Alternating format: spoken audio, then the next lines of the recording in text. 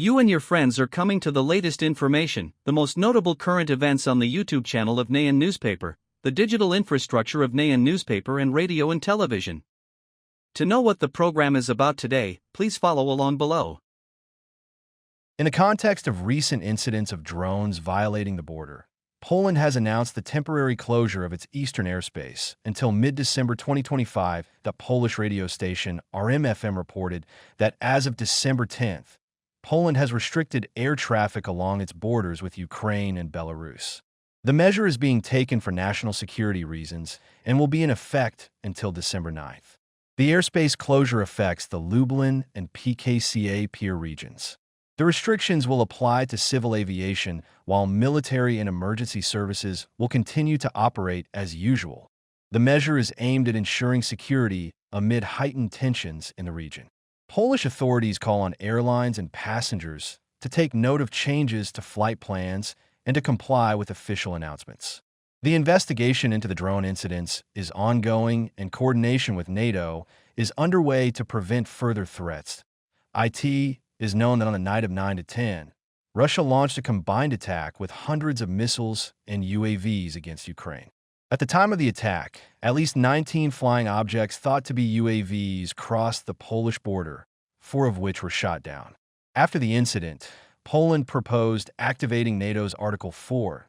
This article stipulates that NATO member states have the right to request joint consultations when the territorial integrity, political independence, or security of any party is threatened. Polish Defense Minister Lady Luzyna Kami said that after the UAV attack, Sweden urgently sent additional aircraft and air defense systems from Poland. In addition, the Netherlands is also providing Poland with multi-layer defense systems, including PUS, NASAM, and anti-drone measures. Meanwhile, President Trump commented on the alleged violation of Polish airspace by Russian UAVs. The White House boss said that this could be an accident, but also expressed his displeasure with what happened at MR. Trump said that it could be an unwanted incident, but for whatever reason, I am not happy with this situation. Hopefully everything will end quickly. In a recent interview with One American News Network, U.S. Vice President James David Vann confirmed that Russia is seeking 6,000 square kilometers of territory in ongoing peace talks with Ukraine. Meanwhile, Ukraine is demanding security guarantees from Europe or other major powers to ensure that Russia does not seek further aggression in the future. Vann said the talks have narrowed down to 2 key issues: territory and security.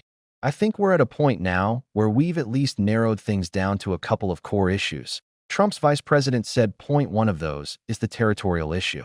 The Russians want about 6,000 square kilometers that they haven't taken. That's what they want. The vice president described the talks as making incredible progress.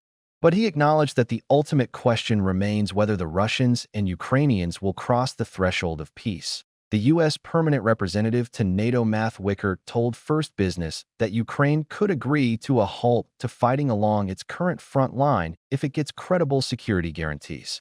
He suggested that European troops might need to be stationed in Ukraine as part of such an agreement.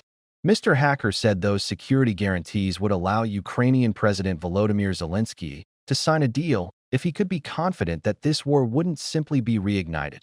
According to Mr. Waker, the pressure on Moscow went on to note that any final peace deal could include protections for the Russian-speaking community and Orthodox churches. On the Ukrainian side, President Zelensky said in an interview with ABC News that Ukraine's victory lies in the country's survival, that he stressed that President Vladimir Putin's goal remains complete control of Ukraine, but that the Kyiv's persistence will ensure victory. As long as Putin cannot achieve this, victory is ours, the Ukrainian leader said. That's why survival for us is victory. Survival through our identity, our country, our independence. Meanwhile, Russian Foreign Ministry spokeswoman Maria Zakharova responded mockingly to Zelensky's remarks, quoting lines from a French song about a beautiful Marchioness. It is said that everything was fine, except for a small disaster, which eventually showed that her castle had burned down.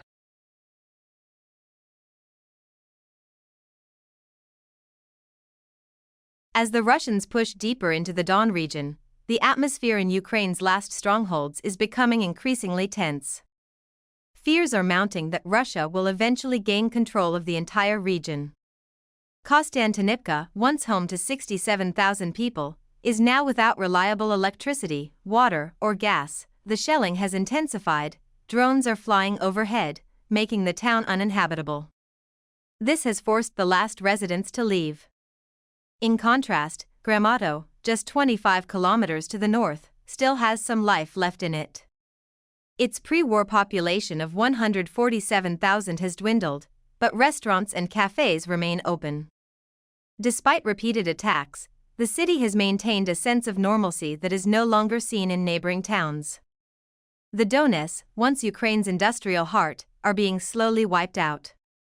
Many Ukrainians fear that the cities here will never be rebuilt and that if the fighting continues, Russia will eventually control the entire region.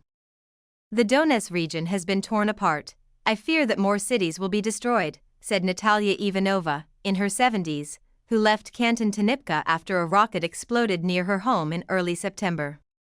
Currently, Konstantinivka is still under Ukrainian control, just west of Bakhmut but surrounded on three sides by Moscow forces.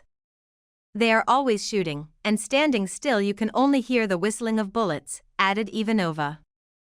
Ivanova has two apartments, one completely destroyed, the other severely damaged. For months, she watched buildings disappear in the blink of an eye, while the sky was filled with drones buzzing like beetles. I never thought I would leave my home, Ivanova said sadly. I was as strong as a soldier trying to hold on. I am just a fool and my home is my last refuge. Over the years, Ivanova has watched as towns in the Dons fell one after another, and then went to work. Even as the fighting neared Konstantinivka, it seemed far away to her.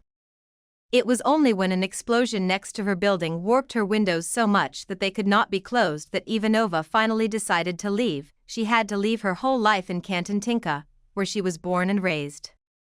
She pleaded with tears at an evacuation point. Please stop, the poorest people suffer the most. This war is senseless and stupid. Alina Voronova left Konstantinivka earlier this May when she could no longer sustain her two businesses, a beauty salon and a cafe. She and her family moved to Gramatok. She said it was not a choice but a necessity. Their house was badly damaged in a missile attack in 2023. Mandatory evacuation. A strict curfew that allowed only 4 hours of movement a day and the constant presence of UAVs left them with no way out. Soon, she reopened a cafe that was almost identical to the old one, even bringing in the decorative mirrors from the beauty salon. The couple became a refuge for refugees from Konstantinivka. She said, "We had hoped that there would be a few houses left for people to return to, but now it's clear that there are none left. The city is turning into a Bakhmut, a Torres, or another case. Everything is destroyed." She sighed. No one knows where to go next. And that's when despair sets in. No one has any direction, just uncertainty. Gramat is now on the brink of a major war that could mean the next ruin. 18-year-old Raria Kolova remembers Gramat being bustling, the central square still bustling at 9 o'clock. It's dark now, because curfew starts at 9 p.m. The city is regularly bombed, being only 21 kilometers from the front line. Kolova shares, "It's scary to hear something flying overhead or falling close, especially when it hits the city directly. You want to cry but you have no emotions, you're exhausted." Kolova studies online at a university that has moved to another area, and also works as a bamboo carpenter. She dreams of one day opening her own shop, but for now she and her boyfriend are stuck with nowhere to go.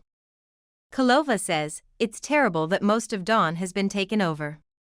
Look at Konstantinivka, life was normal until recently, and now to forget about the worries and difficult choices ahead, she finds ways to enjoy the present." She says, "I think you have to live and do what you want while you still can."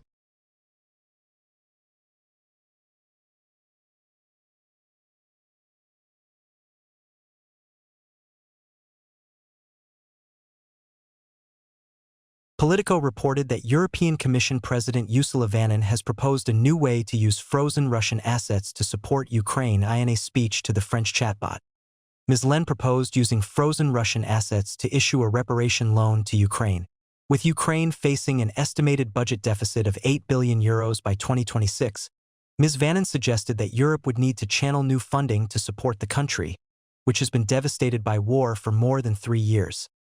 Her idea is to use cash tied to frozen Russian assets to guarantee a new loan to Ukraine. Ms. Vannon did not elaborate on how this would be done. Ms. Len told the European Parliament that Ukraine would only repay the loan when Russia paid reparations. That money would help Ukraine today. She added that the loan would also be important in the long term for Ukraine's security. Funding for the Ukrainian armed forces, for example, would be the first line of defense in terms of security. Crucially, the option would not directly seize Russian assets, something that most EU countries oppose due to legal and financial concerns. However, some European countries have previously rejected the idea of a reparation loan, fearing it would violate international law. Belgium is particularly sensitive to the issue because it is home to Euroclear, the financial company holding the frozen Russian assets. Last week, Belgian Foreign Minister Maxime Prévost told AFP that seizing frozen Russian central bank assets would risk causing serious damage to the European economy. The EU froze around €200 billion of Russian central bank assets after the war in Ukraine in 2022. For Belgium, seizing Russian state assets is not an option, Prévost said. Such a seizure, driven by a political decision rather than a legal or judicial one, would likely cause a massive systemic shock to all European financial markets, severely damaging the reputation of the euro and creating a very worrying domino effect. Last year, the EU, together with its G7 partners, used the proceeds from these assets to guarantee a $50 billion loan to Ukraine that is still being disbursed in tranches. Do you think all the other countries in the world, which have also invested tens of billions of euros in European financial markets, will say, "If it's that easy to seize assets, I'll move them somewhere else tomorrow?" said Mr. Prévost. EU foreign ministers discussed the possibility of doing more with these assets at a meeting last week. But opposition from Belgium, along with other countries such as Germany, makes that unlikely.